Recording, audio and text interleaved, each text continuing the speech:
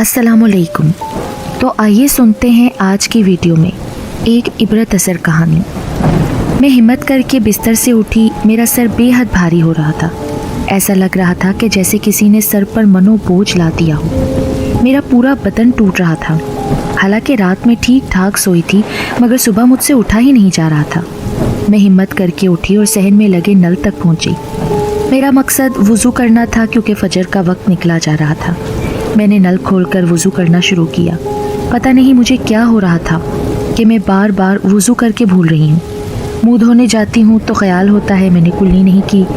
मैंने बार बार सर को झटक कर परेशान कुन ख्यालात से पीछा छुड़ाना चाहा।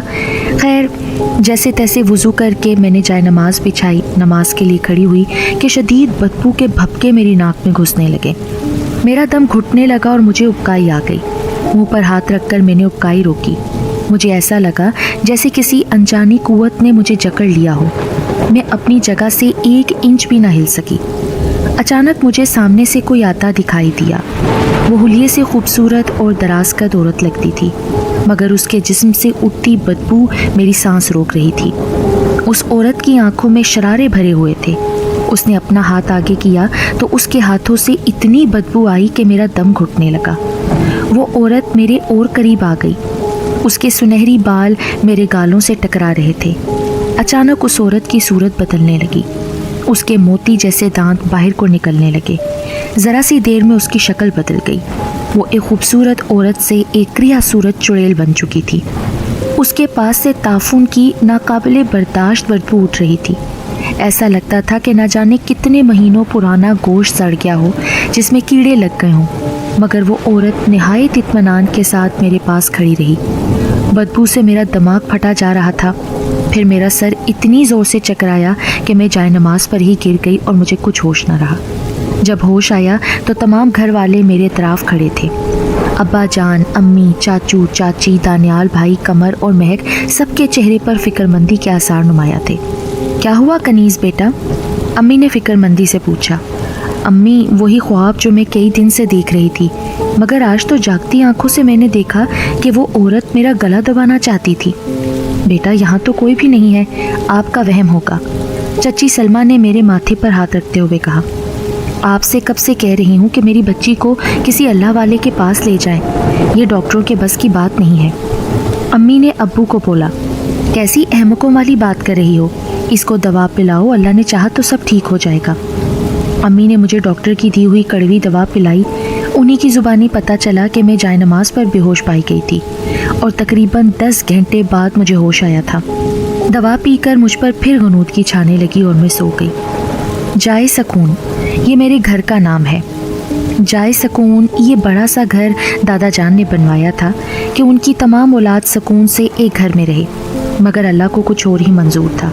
दादा जान की 7 में से 5 औलादें जवान होने से पहले ही अल्लाह को प्यारी हो गई। बस मेरे अब्बा जान हाजी मंजूर अहमद और मेरे चाचू ज़मीर अहमद ही बाकी बचे।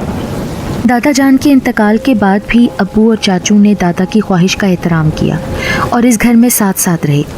इस जाए सकून में अब्बू, अम्मी और मेरे अलावा मेरे बड़े भाई दानियाल भाई रहते हैं, जबकि चाचू और सलमा चची के दोनों बच्चे कमर और महक भी हमारे साथ ही रहते हैं। कमर मुझसे 2 माह बड़ा था और महक मुझसे 2 साल छोटी थी। हमारा घर वाकई जाए सकून है। इस घर में कोई लड़ाई झगड़ा, कोई चकचक नहीं है।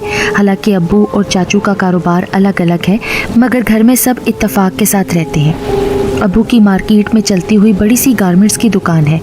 दानियाल भाई अब्बू के साथ ही उन्हीं के कारोबार में हाथ बटाते हैं, जबकि चाचू गाड़ियों के स्पेयर पार्ट्स का काम करते हैं। मेरी इस घर में एक अलग शान है। वजह क्या है ये आप सोच रहे होंगे। चलिए मैं बताती हूँ। हमारे घर में तालीम का कोई ज़्यादा रवाज नहीं है। अम्मी और चाची ने तो शायद स्कूल की शक्ल भी नहीं देखी। अब्बू और चाचू भी प्राइमरी तक ही पढ़ सके। दानियाल भाई ने जैसे तैसे मैट्रिक किया और कारोबार में अब्बू का हाथ बटाने लगे। कमर ने भी 2 साल फेल होने के बाद इस साल मैट्रिक किया, जबकि महक अभी 9th क्लास में है, मगर वो भी पढ़ाई में इतनी अच्छी नहीं है। अगर इस ख़ानदान में कोई पढ़ाई में अच्छा है तो वो मैं, यानी कनीज़। मैंने मैट्रिक बोर्ड में पहली पोजीशन हासिल की और अब इंटर में भी मेरी पोजीशन आई है। मुझे डॉक्टर बनने का बेहद शौक़ है और इसी शौक़ की खातिर मैं बेहद मेहनत कर रही हूँ। 2 हफ्तों बाद मेडिकल के एंट्री टेस्ट होने वाले हैं। मगर पिछले 3 दिन से मेरी हालत बहुत बुरी है। मैं किताब उठाती हूँ तो मुझे ऐसा लगता है जैसे किसी ने मेरा दिमाग जकड़ लिया हो। 2-2 घंटे पढ़ने के बावजूद मेरी समझ में कुछ नहीं आता।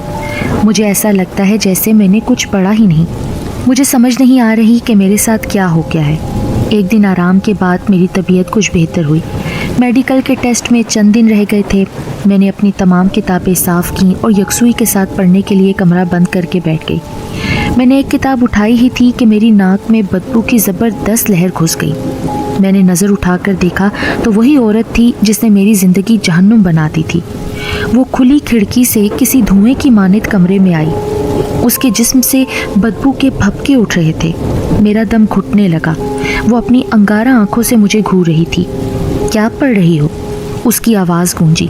मैंने किसी मामूल की तरह किताब उसकी तरफ बढ़ाई, मगर फिर बेख्तियार चीख पड़ी। मेरे हाथ में किताब नहीं थी, बल्कि मेरे हाथ पर इंतहाई गंदे और गलीज कीड़े रेंग रहे थे। मैं अपनी जगह से उछल पड़ी और दोनों हाथों को झटक झटक कर कीड़ों को खुद से दूर करना चाहा। यह देखकर उस औरत ने कहकहा लगाया, अब अगर तुमने कोई किताब पढ़ने की कोशिश की तो अल्लाह के लिए मेरा पीछा छोड़ दो। मैं चीखी, मगर वो कहकहा लगाती रही। फिर उसने अपने दोनों हाथ मेरी तरफ बढ़ाए। उसके हाथों से निकलने वाली गंदी बदबू से मेरा दिमाग फटा जा रहा था। मेरे मुंह से चीख निकल गई। उस औरत ने अपने दोनों हाथों से मेरी गर्दन पकड़ ली और मेरी जैसे गर्दन की हड्डी चटकने लगी। उस औरत की गिरफ्त बहुत सख्त थी। मुझे लगा मेरा आखिरी वक्त आ गया है। मैंने कलमा पढ़ना चाहा, मगर मुझे कलमा याद ही नहीं आ रहा था। मैंने पूरी कोशिश की तो फिर मेरे मुंह से कलमा तैयबा बुलंद हुआ। कलमे के अल्फाज जैसे ही मेरे मुंह से अदा हुए तो मुझे ऐसा लगा जैसे किसी ने मुझे ज़ोर से धक्का दिया हो। उस औरत के हाथों से मेरी गर्दन छूट गई और उस औरत की शक्ल तब्दील होने लगी। वो एक खूबसूरत औरत से भयानक और क्रिया चेहरे वाली चुड़ैल बन गई। उसकी आंखें उसके चेहरे से बहुत बड़ी और बाहर को निकली हुई थीं। उसके सर के बाल ना सफ़ेद थे ना काले। उसने अपने हाथ में एक लाठी पकड़ी हुई थी जिससे एक सांप लिपटा हुआ था। उसके मुंह से फिर एक कहकहा निकला। उस कहकहे का मेरे कानों में पिघले हुए शीशे की मानित असर हुआ। मैंने अपने कानों पर हाथ रख लिया, फिर भी उस चुड़ैल की आवाज़ मेरे कानों में घुस रही थी, नहीं छोड़ूंगी तुझे, हरगिज़ नहीं। ये आखिरी अल्फाज थे जो मैंने सुने और फिर मुझे कोई होश न रहा। अल्लाह के लिए मेरी बच्ची को किसी अल्लाह वाले के पास लेकर जाओ। अम्मी अब्बू से बोली तो अब्बू फिक्रमंदी के अंदाज में सर हिलाने लगे। देखो ज़रा, 2 दिन में कैसी हल्दी की तरह पीली हो गई है। कहाँ तो इस घर में इसके कहकहे गूंजते थे और अब कब्रिस्तान सी खामोशी छा गई है। हाय अल्लाह, मेरी तो कोई सुनता ही नहीं, मैं क्या करूँ? अम्मी रोने के अंदाज में बुड़बुड़ाई। मैं इंतहाई नकाहत की हालत में बिस्तर पर लेटी थी। उसी वक्त कमर कमरे में दाखिल हुआ और अम्मी को सलाम करते हुए कहने लगा, ताई अम्मी, कनीज़ के मामू आए हैं। हाशिम भाई आए हैं? अम्मी ने कमर से पूछा। उसी वक्त हाशिम मामू कमरे में दाखिल हुए और सलाम किया। वालेकुम अस्सलाम, कैसी तबीयत है अब कनीज़ की?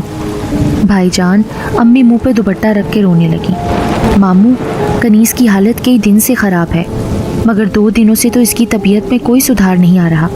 अम्मी से जब बात न की गई तो कमर ने मामू को सारी सूरत हाल से आगाह किया। कनीज़ की तबीयत कई दिन से ख़राब है और मुझे ख़बर तक नहीं। अगर आज सुबह कमर मुझे फ़ोन करके कनीज़ के बारे में ना बताता तो मुझे पता भी ना चलता। हम लोग इसकी तबीयत की वजह से इतने परेशान थे कि भाई कुछ याद ही नहीं रहा। कैसा है मेरा बेटा अब? मामू ने मेरे माथे पर हाथ रखते हुए मुझसे पूछा तो मैं हल्के से मुस्कुरा दी। मामू जान बगौर मेरे चेहरे की तरफ देख रहे थे। फिर उन्होंने मेरी आंखों का मुआयना किसी डॉक्टर की तरह किया और फिर होले से कुछ पढ़कर मुझ पर फूंकने लगे। भाईजान, क्या हुआ है कनीज़ को आखिर? मेरा ख्याल है किसी ने इस पर गंदा इल्म करवाया है, जैसे जादू टोना सफली वगैरह। मैंने यहाँ आने से पहले अपने पीरो मुर्शिद से बात की है। उन्होंने कहा है कि कनीज़ को उनके पास लेकर आओ, लिहाजा मैं कनीज़ को लेने आया हूँ। हाँ भाईजान, ज़रूर लेकर जाएं इसे, अल्लाह इसको तंदुरुस्ती दे। मामू, क्या जादू वगैरह होता है? कमर ने पूछा। मेरे और दानियाल भाई की वजह से कमर और महक भी हाशिम मामू को मामू ही कहते थे। हाँ कमर, जादू वगैरह होता है, ये तो कुरान पाक से भी साबित है। माउस 3 यानी सूरह इखलास, सूरह फलक और सूरह नास जादू के तोड़ के लिए ही नाजिल फरमाई गई हैं। पर मामू, ये जादू वगैरह करते कैसे हैं? कमर ने फिर पूछा। जादू वगैरह में अमूमन शैतान से मदद मांगी जाती है किसी दूसरे इंसान को नुकसान पहुंचाने के लिए। इसीलिए जादू को शिर्क कहा गया है और ये बहुत बड़ा गुनाह है। जल्दी से कनीज़ को तैयार करें बाजी, मैं इसे अभी हैदराबाद अपने मुर्शिद के पास लेकर जाऊंगा। हैदराबाद? इतनी दूर? अरे 2 घंटे का रास्ता है हैदराबाद का, शाम तक वापस आ जाएंगे, मामू जान ने कहा। थोड़ी देर बाद मैं और कमर मामू के साथ उनकी गाड़ी में बैठे हैदराबाद की जानिब जा रहे थे। रास्ते में मामू ने बताया कि उनके मुर्शिद, जिन्हें सब शाहजी कहते हैं, बड़े अल्लाह वाले हैं। हैदराबाद पहुंचने के बाद मामू ने गाड़ी शाहजी के घर के सामने रोकी और गाड़ी का दरवाज़ा खोलकर नीचे उतरे। घर की इतलाई घंटी बजाई। मैं कमर का सहारा लेकर गाड़ी से उतरी और घर की जाने पड़ी। अचानक मुझे ऐसा लगा जैसे किसी ताकत ने मेरे कदम जकड़ लिए हों। मुझसे एक कदम भी उठाना मुश्किल हो गया। मैं मजबूती से कदम जमाकर एक जगह खड़ी हो गई। क्या हुआ? आगे क्यों नहीं बढ़ रही हो? कमर की नज़र मेरे चेहरे पर पड़ी तो वो घबरा गया। मेरा चेहरा बिल्कुल लाल भभूका हो रहा था। मेरी आंखें अंगारा बनी हुई थीं। मामू? कमर ज़ोर से चीखा तो मामू ने पलटकर हमारी तरफ देखा। उसी वक्त घर का दरवाज़ा खुला और एक नूरानी सूरत बुजुर्ग, जिनकी लंबी सफ़ेद दाढ़ी थी, सफ़ेद कुर्ता पाजामा पहने, सर पर सफ़ेद टोपी पहने घर से बाहर निकले। मुझ पर नज़र पड़ते ही वो सारी सूरत हाल समझ गए। उन्होंने कमर से मेरा हाथ छोड़ने को कहा और कुरानी आयात पढ़कर मुझ पर फूंकने लगे। मुझे ऐसा महसूस हुआ जैसे ज़मीन ने मेरे कदम छोड़ दिए हों। मेरे कदम खुद ब खुद घर की जानिब उठने लगे। शाहजी ने घर की तरफ मुंह करके किसी को आवाज़ दी तो एक बड़ी उम्र की औरत घर से निकली। शाहजी ने उसे कुछ कहा तो वो मेरा हाथ पकड़कर मुझे घर के अंदर ले गई। घर के अंदर पहुंचकर उसने मुझे एक कमरे में बिठाया। कमरे में हर चीज़ सफ़ेद थी। दरो दीवार से लेकर कमरे का फर्नीचर तक सफ़ेद था। कमरे में दाखिल होते ही मुझे पाकीज़गी का एहसास हुआ। मुझे ऐसा लगा जैसे मैं एकदम हल्की फुल्की हो गई हूँ। थोड़ी देर में शाहजी भी कमरे में दाखिल हुए और बाआवाज़े बुलंद सलाम किया। मैंने सलाम का जवाब दिया। शाहजी ज़मीन पर बिछी फर्शी दरी पर बैठ गए। मैं, मामू और कमर उनके सामने अदब से दो जानू होकर बैठ गए। कनीज़ बेटा, पहले तो ये बात आप समझ लें कि मैं आपका मसला हल नहीं कर सकता। जो मसला आपके साथ पेश आ रहा है वो आपको खुद हल करना होगा। मैं आपको सिर्फ रास्ता बता सकता हूँ। उस रास्ते पर चलना, मुश्किलात उठाना आपकी ज़िम्मेदारी है। अगर आपने मेरे बताए हुए तरीके पर अमल किया तो इंशाअल्लाह आपका ये मसला ज़रूर हल हो जाएगा। मैं गौर से उनकी बातें सुन रही थी। मुझे जो बात उनकी तरफ खींच रही थी वो उनके चेहरे का तकद्दुस था। आपका ख्याल है कि मुझ पर किसी ने जादू वगैरह करवाया है? मैंने अपने तमाम हालात बताने के बाद उनसे सवाल किया। यकीनन जादू बरहक है। हमारे प्यारे रसूल सल्लल्लाहु अलैहि वसल्लम पर भी जादू किया गया था। मगर ये एक अहम बात भी जहन में रखनी चाहिए कि किसी पर जादू या सफली अमल करवाने के लिए जिन चीज़ों की ज़रूरत पड़ती है वो अमूमन करीबी लोग ही मुहैया कर सकते हैं। इसका मतलब है कमल पर हमारे अपनों में से किसी ने जादू करवाया है। ज़रूरी नहीं है। अक्सर कोई घर वाला नादानी में किसी बाहर वाले की मदद कर बैठता है। तुम बिला वजह शक ना करो। शाहजी ने कमर के पूछने पर जवाब दिया। फिर मेरी तरफ मतवज्जा हुए और बोले, बाकायदगी से नमाज पढ़ा करो, बावुज़ू रहने की कोशिश करो, माऊस 3 पढ़ती रहो, जो खसूसन इसी मकसद के लिए उतारी गई हैं। रात को सोते वक्त बावुज़ू सोने की कोशिश करो और आयतुल कुर्सी पढ़कर सोया करो। कोशिश किया करो कि फजर की नमाज के बाद कुरान ज़रूर पढ़ा करो। इससे तुम्हारा दिमाग रोशन होगा और तुम्हें सुकून मुयस्सर आएगा। उठते बैठते आयतुल कुर्सी और माऊस 3 की तिलावत की आदत डाल लो। अल्लाह तुम्हारे सामने सारे भेद खोल देगा। बस पूरे यकीन के साथ अल्लाह ताला से दुआ मांगो कि वही हमारा रब है, वही सारी कायनात का रब है। इस यकीन के साथ दुआ मांगोगी तो कभी बारगाह इलाही से खाली हाथ नहीं लौटाई जाओगी। हर तकलीफ़ में सब्र और कलाम इलाही से मदद हासिल करो, यकीनन कामयाबी तुम्हारे कदम चूमेगी। शाहजी ने दुआ देकर हमें रुखसत किया। मेरा दिल जो ईमान से खाली हो रहा था आज फिर भर गया। जब मैं शाहजी के घर से बाहर निकली तो एकदम हल्की फुल्की थी। शाहजी के घर से लौटने के बाद मैं जहन में उनकी हर बात दोहरा रही थी। अब मेरी कोशिश होती थी कि मैं हर वक्त बावुज़ू रहूं। कभी आयतुल कुर्सी पढ़ती तो कभी माऊस 3 की तिलावत करती। कमर और महक ने मेरा बहुत साथ दिया। जब मैं खामोश होती तो महक बावाज़े बुलंद कुरान की तिलावत करने लगती। मैंने 5 वक्त की नमाज को अपनी आदत बना लिया। मेरी कोशिश होती कि मैं ज़्यादा से ज़्यादा अल्लाह ताला का कुर्ब हासिल करूं। एक रात मुझे नींद नहीं आ रही थी। मैं थोड़ी देर ही सोई थी कि मेरी आंख खुल गई। मुझे बेइंतहा बेचैनी महसूस हो रही थी। جب سے میں شاجی کے پاس سے واپس آئی تھی میری طبیعت بہت بہتر تھی۔ اس چڑیل نے تنگ نہیں کیا تھا، مگر آج رات بے چینی اپنے عروج پر تھی۔ میں تھوڑی دیر خالی ذہن سے بستر پر لیٹی رہی، پھر کچھ سوچ کر اٹھی، وضو کر کے تہجد کی نماز کے لیے جائے نماز پر کھڑی ہو گئی۔ اب میں نماز مکمل یکسوئی اور خلوص کے ساتھ پڑھتی تھی، قرآن کا ایک ایک لفظ پوری طرح سمجھ کر ادا کرتی تھی۔ اب مجھے نماز میں لطف آنے لگا، مجھے نماز میں سکون ملتا تھا۔ نماز ادا کر کے میں نے دعا کے لیے ہاتھ اٹھا دیے۔ اے اللہ، اپنی اس ناچیز بندی کو معاف فرما، تو دلوں کا حال خوب جانتا ہے، تو ہماری شہرک سے بھی زیادہ قریب ہے، تو 70 ماؤں سے زیادہ اپنی مخلوق سے پیار کرنے والا ہے۔ اگر مجھ ناچیز بندی سے کبھی دانستگی یا نادانستگی میں کوئی غلطی ہوئی ہو تو مجھے معاف فرما، مجھے ہر قسم کی تکلیف سے نجات دے، اور جو میرے لیے بہتر ہو ویسا میرے لیے ماحول پیدا فرما دے۔ اے اللہ، مجھ پر سچائی ظاہر کر دے، مجھ پر سچائی ظاہر کر دے کہ کس نے میرے ساتھ یہ سب کچھ کیا ہے۔ میرا پورا چہرہ آنسوؤں سے تر تھا، آنسو میرے چہرے سے ٹپک ٹپک کر جائے نماز پر گر رہے تھے۔ اسی وقت مجھے کھٹکے کی آواز سنائی دی۔ رات کی اس پہر کون ہو سکتا ہے؟ میں نے سوچا اور جائے نماز سے اٹھ کر کمرے کا دروازہ تھوڑا سا کھول کر باہر جھانکا۔ ایک سایہ جو مکمل طور پر سیاہ چادر میں لپٹا ہوا تھا ہمارے گھر کے پیچھے کی طرف بڑھ رہا تھا۔ ہمارے گھر کے پیچھے ایک بڑا سا میدان تھا، مناسب دیکھ بھال نہ ہونے کی وجہ سے وہاں جا بجا خودرو جھاڑیاں اگائی تھیں۔ میں دبے قدموں جھاڑیوں کی آڑ لیتے ہوئے اس سائے کا پیچھا کرنے لگی۔ یہ شخص کون ہے اور ہمارے گھر میں کیا کر رہا تھا اور اب کہاں جا رہا ہے؟ میرے ذہن میں مختلف سوالات کلبلا رہے تھے۔ میں آیت الکرسی کا ورد کرتے ہوئے اس سائے کا پیچھا کرتی رہی۔ وہ سایہ کچھ دور ایک برگد کے درخت کے پاس پہنچ کر رک گیا۔ اسی وقت ایک اور سایہ اس درخت کی اوٹ سے نکل کر سامنے آیا۔ میں نے خودرو جھاڑیوں کی آڑ میں خود کو اچھی طرح چھپا لیا۔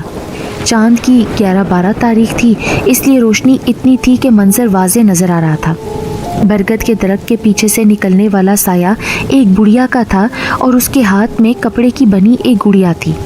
میں نے اس بڑھیا کو بغور دیکھا تو میرے جسم میں سنسنی کی ایک لہر دوڑ گئی۔ اس بڑھیا کی شکل اس چڑیل سے کافی حد تک ملتی جلتی تھی جس نے میرے دن کا سکون اور رات کی نیند حرام کر دی تھی۔ بڑھیا نے اپنے ہاتھ میں پکڑی گڑیا کے سر پر چند ضربیں لگائیں۔ اس دوران وہ مسلسل بڑبڑا رہی تھی۔ تھوڑی دیر میں بڑھیا نے وہ گڑیا اس دوسرے شخص کو دے دی اور اس شخص نے ایک ہاتھ میں گڑیا پکڑی اور دوسرا ہاتھ چادر میں ڈال کر جب باہر نکالا تو اس ہاتھ میں نوٹوں کی ایک گڈی تھی۔ دور سے مجھے اندازہ نہیں ہو پایا تھا کہ وہ کتنی رقم تھی۔ گڑیا رقم لے کر وہاں سے چلی گئی۔ وہ شخص جو ہمارے گھر سے یہاں آیا تھا وہ گڑیا لے کر برگد کے درخت کے پاس بیٹھ گیا اور مسلسل کچھ پڑھتے ہوئے گڑیا کے سر میں سوئیاں لگاتا جا رہا تھا۔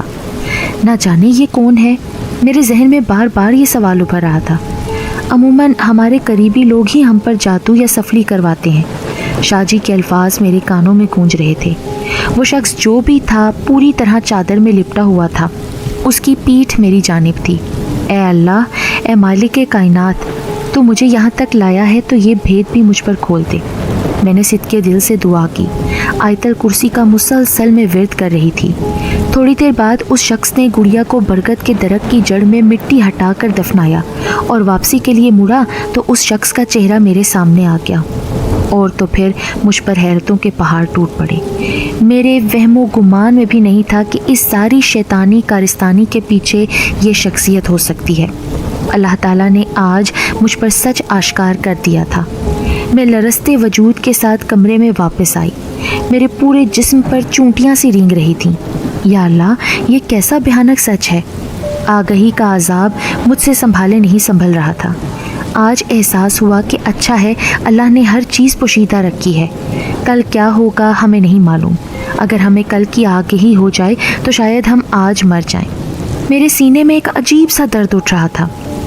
میں بے اختیار کتنی دیر بستر میں بیٹھی رہی، مجھے اس بات کا اندازہ بھی نہ ہوا۔ جب مؤذن نے فجر کی اذان دی تو میں چونکی۔ میں اللہ کے حضور سجدہ ریز ہو گئی۔ میرے سجدے کتنے لمبے ہو گئے اس کا مجھے اندازہ نہیں۔ میں جائے نماز پر بیٹھی اللہ تعالیٰ کی بڑائی بیان کرتی رہی۔ آنسو میری آنکھوں سے رواں تھے۔ اسی وقت امی میرے کمرے میں داخل ہوئیں اور مجھے اس طرح جائے نماز پر روتا دیکھ کر گھبرا گئیں۔ جلدی سے مجھے اپنی باہوں میں جکڑ لیا۔ کیا ہوا میری بچی؟ میں باواز بلند رونے لگی۔ میرے رونے کی آواز سن کر تمام گھر والے دوڑے چلے آئے۔ کیا ہوا کنیز تمہیں؟ ابو، امی، اللہ تعالیٰ نے مجھ پر راز کھول دیا۔ میں امی سے لپٹ کر زور زور سے رونے لگی۔ اللہ تعالیٰ نے مجھے سب کچھ دکھا دیا۔ دانیال بھائی، قمر، ہمارے گھر کے پیچھے جو برگد کا پرانا درخت ہے نا، اس کی جڑ میں ایک گڑیا دفن ہے، اسے لے کر آؤ۔ دانیال بھائی تو میری بات سن کر خاموش کھڑے رہے، مگر قمر بجلی کی سی تیزی سے بھاگا۔ جب وہ واپس آیا تو اس کے ہاتھ میں واقعی ایک گڑیا تھی۔ گڑیا دیکھ کر سب کے چہروں پر خوف دوڑ گیا۔ اس گڑیا کے ذریعے مجھ پر جادو کیا گیا ہے۔ اس گڑیا کے پیٹ میں میرے کٹے ہوئے ناخن، بال اور میرے استعمال میں رہنے والی چیزیں بھری ہوئی ہیں۔ لاؤ، مجھے دو، میں اسے جلا دوں گی۔ میں نے قمر کے ہاتھ سے گڑیا لی۔ سورہ فلق اور سورہ ناس کی تلاوت میرے منہ سے جاری تھی۔ میں نے گڑیا کو مضبوطی سے اپنے ہاتھوں میں پکڑ لیا۔ چاچو نے آگے بڑھ کر لائٹر جلایا اور اس گڑیا کو آگ لگا دی۔ گڑیا کے جلنے سے ناقابل برداشت بدبو اٹھ رہی تھی۔ جیسے جیسے گڑیا جل رہی تھی، مجھے ایسا محسوس ہو رہا تھا جیسے میں کسی قید سے آزاد ہو رہی ہوں۔ میرے منہ سے قرآن پاک کی تلاوت ابھی بھی جاری تھی۔ یہ تھی وہ گڑیا جس کے ذریعے مجھ پر جادو کیا گیا تھا۔ شاہ جی صحیح کہتے تھے کہ ہمارے قریبی لوگ ہی ہم پر جادو کرواتے ہیں۔ کس نے کی یہ حرکت؟ کیا تم اسے جانتی ہو؟ ابا جان تھاڑے۔ کاش میں یہ نہ جانتی ابا جان۔ کون ہے وہ؟ چاچو اور ابا جان ایک ساتھ بولے۔ آپ خود بتانا پسند کریں گی یا میں سب کو بتاؤں؟ آخر آپ نے ایسا کیوں کیا؟ میں رات میں آپ کو اس بوڑھی جادوگرنی کے ساتھ دیکھ چکی ہوں، لہٰذا آپ ہی سب کو سچ سچ بتا دیں۔ چچی جان، میں نے سلمہ چچی کو مخاطب کیا۔ سلمہ تم؟ امی کے منہ سے بے اختیار نکلا۔ امی آپ؟ قمر اور مہک ہکا بکا رہ گئے۔ سلمہ تم نے کیوں کیا یہ آخر؟ چاچو چیخے۔ نفرت ہے مجھے اس سے، جسے دیکھو کنیز کنیز کرتا ہے۔ میرے بچوں کی طرف تو کسی کا دھیان جاتا ہی نہیں، سب ڈاکٹرنی صاحبہ کہتے ہوئے کنیز کے آگے پیچھے پھرتے ہیں۔ بس اسی جلن اور حسد میں نے یہ سب کیا۔ سلمہ چچی نے پہلے نفرت سے اور پھر بے چارگی سے کہا، امی آپ کو ذرا احساس ہے کہ اس کی وجہ سے ہم لوگ کتنا پریشان تھے؟ آپ کو ذرا رحم نہیں آیا کنیز پر؟ میں حسد میں اندھی ہو گئی تھی۔ میں نے تم دونوں کی محبت میں تو یہ سب کیا۔ محبت؟ آپ کو محبت کا پتہ بھی ہے؟ آئی ہیٹ یو امی، آئی ہیٹ یو۔ قمر چیخا۔ مجھے نفرت ہو رہی ہے امی کہ میں آپ کی بیٹی ہوں۔ مہک بھی بول اٹھی اور روتے ہوئے اپنے کمرے کی طرف بھاگتی ہوئی چلی گئی۔ اس کے ساتھ ہی قمر بھی چلا گیا۔ کنیز مجھے معاف کر دو بیٹا، میں اپنے بچوں کی محبت میں اندھی ہو گئی تھی۔ سلمہ چچی نے میرے سامنے ہاتھ جوڑ دیے۔ سلمہ تم محبت میں نہیں حسد میں اندھی ہو گئی تھی۔ محبت کبھی برے کام نہیں کرواتی، حسد آدمی سے ایسے گھنونے کام کرواتا ہے۔ تم اپنا سامان باندھو اور فوراً اس گھر سے چلتی نظر آؤ، ورنہ میرا ہاتھ بھی تم پر اٹھ سکتا ہے۔ چاچو تیش میں بولے تو سلمہ چچی روتی ہوئی اپنے کمرے کی طرف چلی گئی۔ فجر کی نماز پڑھنے کے بعد میں نے قرآن مجید کھولا اور سورہ رحمان کی تلاوت کرنے لگی۔ اس واقعے کے 15 دن گزر چکے تھے۔ سلمہ چچی اسی دن اپنے میکے چلی گئی تھیں۔ میرا میڈیکل کا انٹری ٹیسٹ اچھا ہوا تھا۔ اس واقعے کے بعد میری طبیعت کبھی خراب نہیں ہوئی۔ میں جو کبھی کبھی نماز پڑھتی تھی، باقاعدگی سے نماز پڑھنے کو اپنی عادت بنا لیا اور ہر روز فجر کے بعد سورج نکلنے تک قرآن پاک کی تلاوت کرنا میرا معمول بن گیا۔ قمر اور مہک نے اس واقعے کے بعد کئی دفعہ مجھ سے معافی مانگی۔ میں نے انہیں بتا دیا کہ میرے دل میں کسی کے لیے کوئی بدگمانی نہیں ہے۔ میں نے انسانوں سے توقع رکھنی ہی چھوڑ دی ہے۔ جب میرا اللہ میرے ساتھ ہے تو ساری دنیا بھی میرا کچھ نہیں بگاڑ سکتی۔ میں قرآن پاک کی تلاوت کر رہی تھی کہ چاچو کی خوشی سے لبریز چیخ سنائی دی۔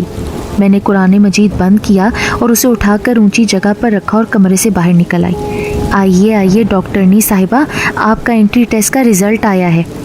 چاچو ہاتھ میں اخبار لیے مجھے کمرے سے نکلتا دیکھ کر بولے، کیا ہوا؟ کیا رزلٹ آ گیا؟ میں نے دھڑکتے دل سے پوچھا۔ کیا ہوگا؟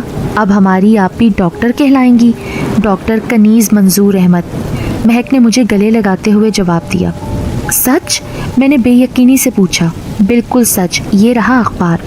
چاچو نے اخبار میرے ہاتھ میں دیتے ہوئے کہا تو میں نے جلدی سے اخبار میں اپنا رول نمبر ڈھونڈا۔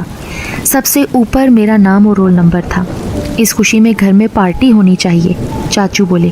نہیں چاچو، پارٹی وارٹی نہیں۔ اچھا پارٹی نہیں، مگر آج رات کا کھانا میری طرف سے پیزا ہٹ میں ہوگا۔ چاچو پھر بولے، چاچو آپ نے وعدہ کیا تھا نا کہ اگر میرا داخلہ میڈیکل کالج میں ہو گیا تو آپ میری ایک خواہش پوری کریں گے؟ ہاں مجھے اپنا وعدہ یاد ہے۔ کہو تمہیں کیا چاہیے، کپڑے، گاڑی یا کچھ اور؟ مجھے سلمہ چاچی چاہیے۔ میرے جواب کے ساتھ ہی گھر میں سناٹا چھا گیا۔ تھوڑی دیر پہلے سب لوگ خوش ہو رہے تھے، اب سب کی ہنسی کو بریک لگ گئی۔ چاچو، سلمہ چچی دل کی بہت اچھی ہیں، بس تھوڑی کمزور ثابت ہوئیں، اس لیے شیطان نے ان پر غلبہ پا لیا۔ میں نے انہیں معاف کر دیا ہے، کیونکہ اللہ تعالیٰ فرماتا ہے کہ بدلہ لینے سے معاف کرنے والا بہتر ہے۔ آپ لوگ بھی انہیں معاف کر دیں اور عزت کے ساتھ گھر لے آئیں پلیز چاچو۔ اچھا ٹھیک ہے، سوچیں گے۔ چاچو نے دامن چھڑانا چاہا۔ نہیں چاچو، وعدہ کریں۔ اچھا وعدہ۔ چاچو بولے تو میں نے گھوم کر قمر اور مہک کی طرف دیکھا۔ ان کی آنکھوں میں آنسو تھے، مگر وہ خوشی کے آنسو تھے۔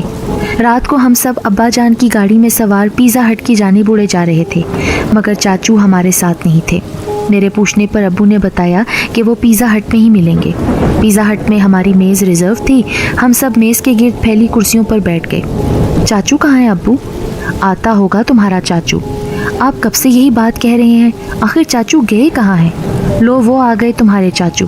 ابو نے دروازے کی جانب اشارہ کرتے ہوئے جواب دیا تو میں نے گھوم کر دروازے کی طرف دیکھا۔ وہاں چاچو کے ساتھ سلمہ چچی بھی تھیں۔ وہ لوگ چھوٹے چھوٹے قدم اٹھاتے ہوئے ہماری جانب بڑھ رہے تھے۔ سلمہ چچی کو دیکھ کر میں بے اختیار کرسی سے کھڑی ہو گئی۔ سلمہ چچی میز کے پاس پہنچ کر رکیں اور پھر میری کرسی کی طرف آئیں اور کہنے لگیں، کنیز بیٹا مجھے معاف کر دو، میں بہت بری ہوں نا؟ سلمہ چچی نے ہاتھ جوڑتے ہوئے کہا۔ ان کی آنکھوں سے آنسو جاری تھے۔ میں نے جلدی سے ان کے ہاتھ پکڑے اور ان کو گلے لگایا۔ چچی آپ بری نہیں ہیں، برا تو شیطان ہے جس نے آپ پر غلبہ پا لیا تھا، مگر اللہ کا لاکھ لاکھ شکر ہے کہ جس نے آپ کو اس کے چنگل سے رہائی دلائی۔ اللہ پاک ہم سب کی حفاظت فرمائے۔ سلمہ چچی نے زور سے مجھے اپنے ساتھ بھینچ لیا۔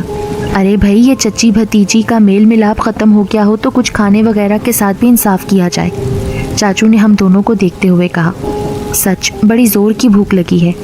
ہاں کنیز باجی، پیزا ہٹ کی خوشی میں تو میں نے دوپہر میں بھی نہیں کھانا کھایا تھا، مہک بول اٹھی۔ ابو، چاچو نے تو میری خواہش پوری کر دی، آپ بھی تو میری یہ خواہش پوری کریں گے نا؟ کیا چاہیے تمہیں؟ تمہاری چچی تو گھر واپس آ گئی ہیں۔ چاچو نے میری خواہش پوری کر کے مجھ پر بڑا احسان کیا ہے، مگر آپ کو بھی میری کم از کم ایک خواہش پوری کرنی چاہیے۔ اچھا بتاؤ کیا ہے؟ ابو، میں چاہتی ہوں کہ ہم سب ایک ساتھ عمرہ کرنے چلیں، ایک ساتھ خانہ کعبہ کی زیارت کریں، ایک ساتھ روزہ رسول صلی اللہ علیہ وآلہ وسلم پر حاضری دیں، اللہ تعالیٰ کا شکر ادا کریں کہ اس نے ہمارے گھر کو دوبارہ خوشیوں کا گہوارہ بنا دیا۔ سبحان اللہ، بے ساختہ سلمہ چچی کے منہ سے نکلا۔ پھر سب کے منہ سے بار بار سبحان اللہ کے کلمات نکلے۔ ابو، پھر ہم سب چلیں گے نا؟ انشاءاللہ ضرور میرا بیٹا، تمہاری کلاسز شروع ہونے سے پہلے ہی ہم سب خانہ کعبہ میں حاضری دیں گے۔ ابو نے آمادگی ظاہر کی۔ تھینک یو ابو۔ میں نے ابو کا شکریہ ادا کیا اور پیزا کے ساتھ ہم سب انصاف کرنے لگے۔ میری آنکھوں میں آنسو جھلملا رہے تھے، مگر یہ تشکر کے آنسو تھے۔ اللہ تعالیٰ نے میری مشکل آسان کی اور ہمارے گھر کو دوبارہ خوشیوں کا گہوارہ بنایا۔ میں جتنا اللہ تعالیٰ کا شکر ادا کروں کم ہے۔ میں نے دل ہی دل میں اللہ تعالیٰ کی نعمتوں کا شکر ادا کیا اور پیزا کھانے لگی۔